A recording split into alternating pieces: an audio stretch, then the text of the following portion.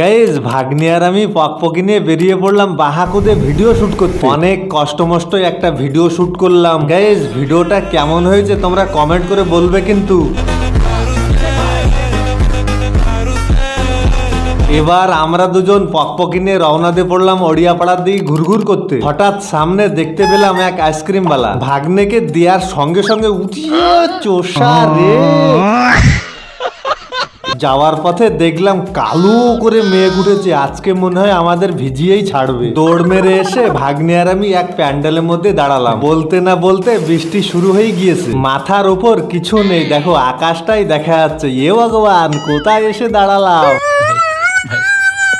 এখানে আমার কিছু সাবস্ক্রাইবার ভাই দেখে আমাকে হাই করে দিল। দেখো গাইস, সবাই আমাকে হাই করলো কিন্তু এই ভাই আমাকে হাই করলো না। আমাকে দুটো সফল খাও, তাহলে তোমার ক্যামেরার সামনে হাই করব।